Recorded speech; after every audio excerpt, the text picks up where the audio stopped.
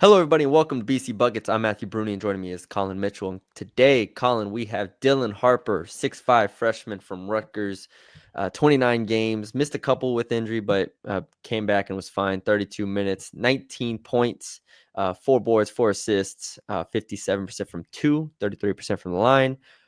Where do you start with Dylan Harper? Watching Dylan Harper, I was like, "Oh, this is like kind of Cade Cunningham like."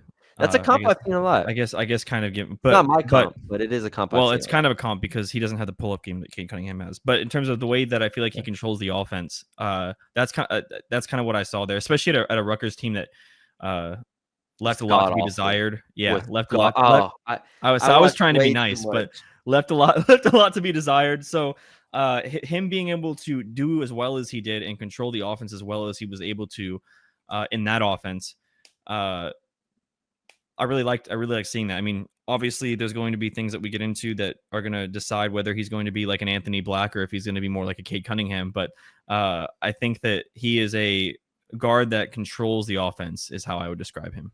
Yeah, like you said, getting 4 assists with that team around you, Yeah.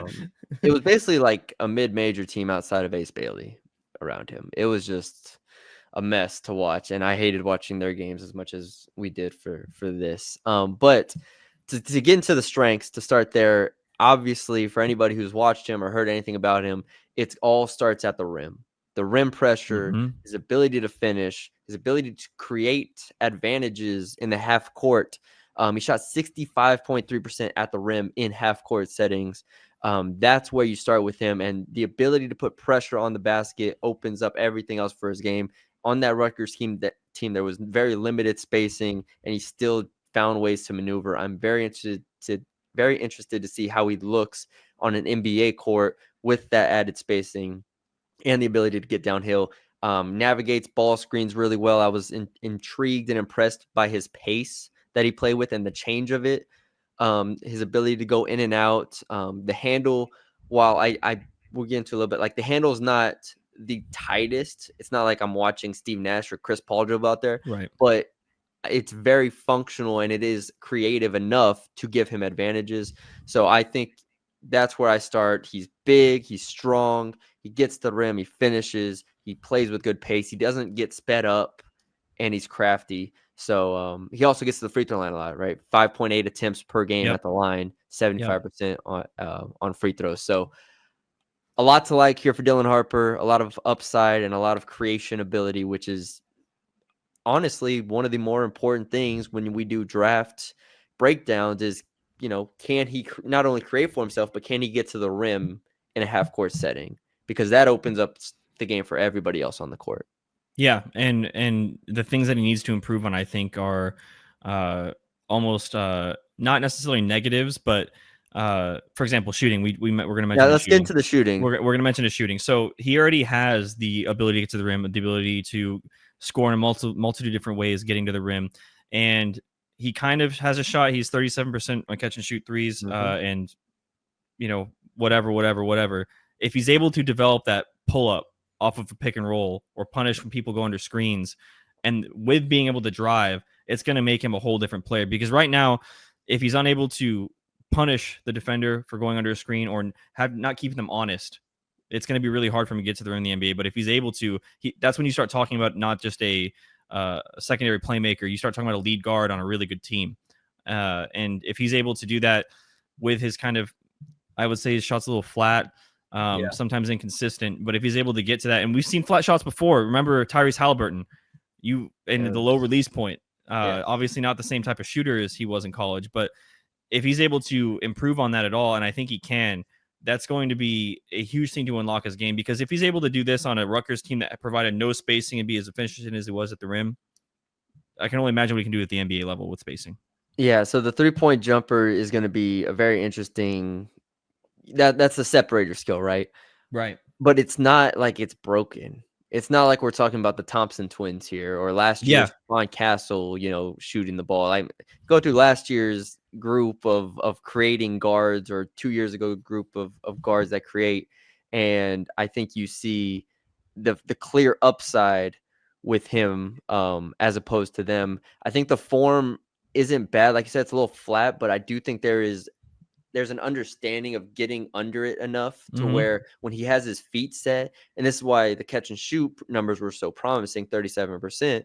Like when he gets his feet under him, I don't have a problem with him, like his shot being off balance or anything like that. So Right. that's where I'm hopeful, and that's where I think if anybody's a skeptic of Dylan Harper, it's because of the 3-point shot and it's because of the shot off the dribble, like you said, especially in that mid-range area where you need to be efficient. You need to be able to stop and pop, especially when teams are in drop coverage or something like that. Mm-hmm. That's going to be a real important skill set that he's going to have to develop. But I just think he has enough feel for the game and a good enough shot right now to where I'm really not overly concerned about the 3-point shooting. It's a I wouldn't even call it a weakness right now. It's a question, but it's not a big question for me. It's not a Yeah. big negative for me right now, which is good because a lot of people talk about him and he is the consensus number 2 player in this class.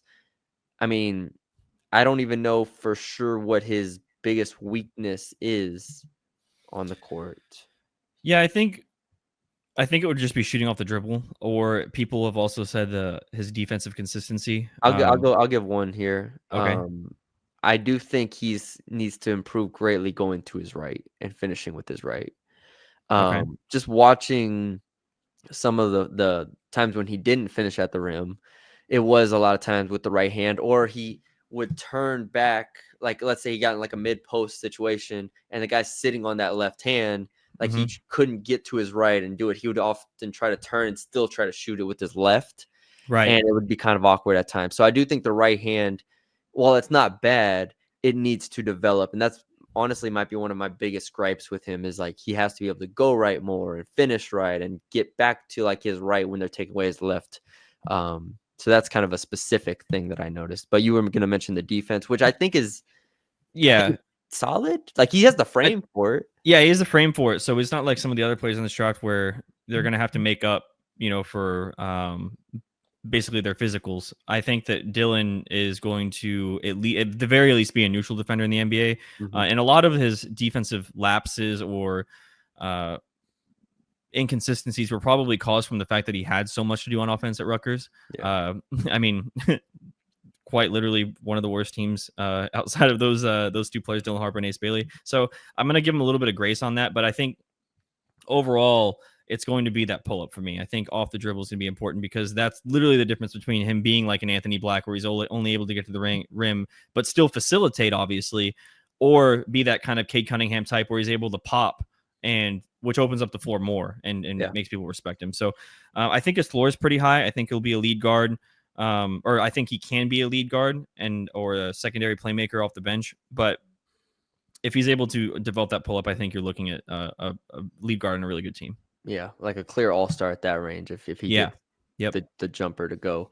The passing I thought was good. I didn't think he was like the most like creative passer. Again, if he throws a no look pass to one of these guys, they might hit him in the face. I don't know. Yeah.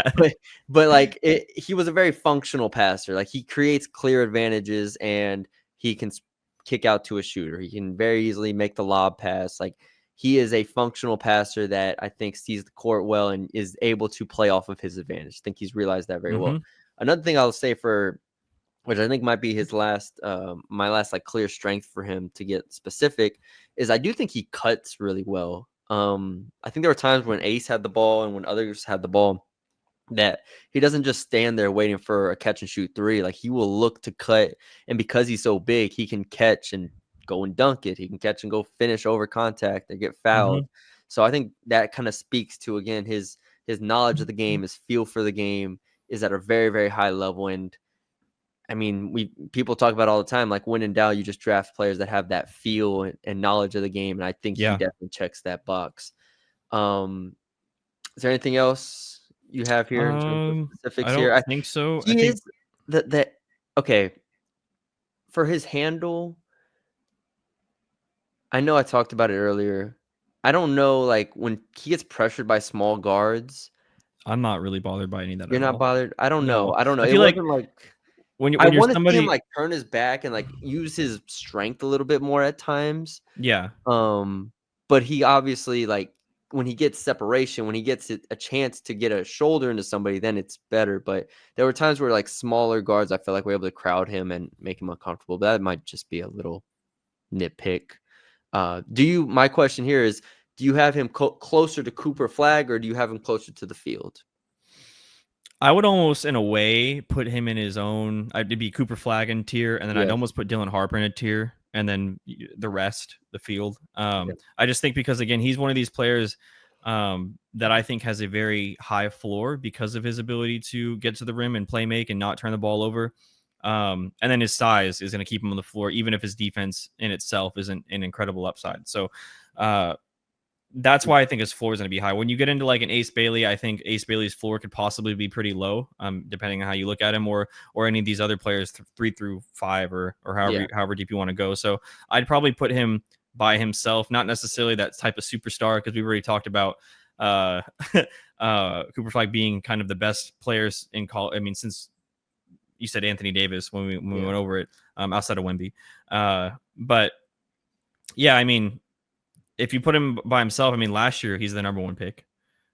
So yes, for sure. So yeah, I think he's able to be that, but I don't think he's that close to Cooper Flag. I'm not and I know we just got done like raving about him, but I think I have him. I also have him in a tier of his own, but I think I have him closer to the field than Cooper Flag. He is my number 2, but I do have him a smidge lower than I feel like everybody else does, because I think everybody does have him in his own tier. It's like this is like no doubter, like number 2, like this and that.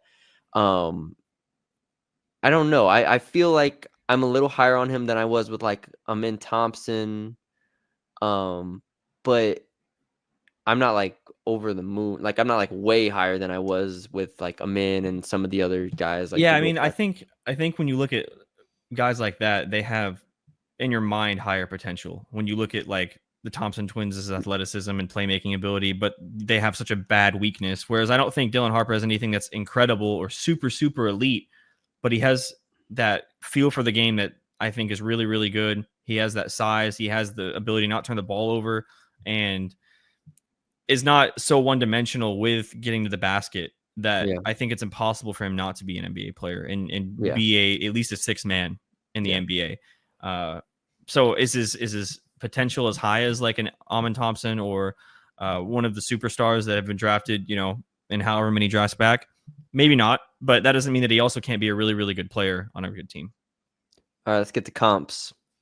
Do you like your comp here? Because I love my comp here, and I've already said both my comps, but Kate Cunningham without a pull up or Anthony Black. I mean, I think out of college, Dylan Harper has a lot more to offer. I did not like Anthony Black, you know this, but in terms of the NBA level, Anthony Black in the NBA is what I think. Okay, I have, and it's not just because he's going to the Spurs. I honestly see Manu Ginobili here. Manu Ginobili, really? So obviously you have the left-handed aspect of it, but I don't feel like he's in a rush. They're similar size, obviously. I think he is able to play as a secondary creator, but then at times, obviously, like Manu was, like you can just put him in ball screen over and over and over, and he's going to get to his left hand. Like he's left hand dominant.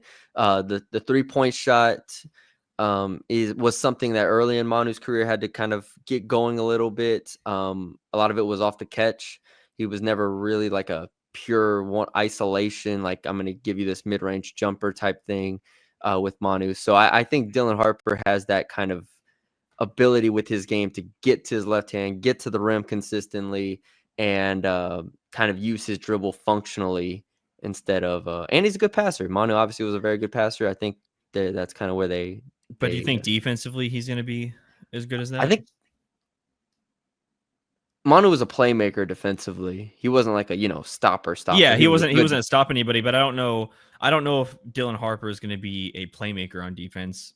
Or no, I'm not saying he's gonna be a bad defender or minus defender. I've already said that I think he's gonna be neutral or a plus. I think he has the physical dimensions to be a good defender, and I think he wasn't playmaker enough this past year at Rutgers. Like he averaged 1.4 steals. I think there was a if you just even if you just look at the steals, I think there were enough instinctual moments there for him to where he has good hands. So That's an interesting comp. I like that comp just because yeah, it's interesting. thank you. Thank you. I try to be interesting with the comparisons. Yeah. Then the other one, which is a side one, which I've seen a good amount of times. I don't know if you've seen this one, but Dwayne Wade, as someone Dwayne just Wade, really? gets to the basket a lot and I don't kind of. see the athleticism though. I don't know. He's pretty athletic. I don't know. He's just. I don't. I guess What was his explosiveness is vert the at word. the Explosiveness is. It combine? was like 37.5 inches. I'm pretty sure. Yeah, it was something I think solid. It wasn't. maybe it's the explosiveness because I don't see him as a Now, player that like just attacks at yeah, he's not will. VJ And Edgecombe out here yeah, which dunking on I don't people. think D Wade's like that either. But I don't see. I don't know. That's interesting. I'd have to think about that one a little bit more. I just see the more of a slow, methodical player than I do. Which is Just why even though he got to the rim a lot, Manu he didn't get to the rim in a Ginobili, way where I was like, oh my god, he get like Cade Cunningham, ethical buckets, ethical bucket. ethical buckets. There you go. All right, so a fusion of Cade Cunningham and Manu Ginobili. That's where we've landed here. Okay, Be ready, Spurs I like fans. it. I like it. Be ready. But yeah, there's Dylan Harper for y'all. Thank y'all for joining us. Leave a like, comment, share, subscribe if you haven't already, and check out the other videos on our channel.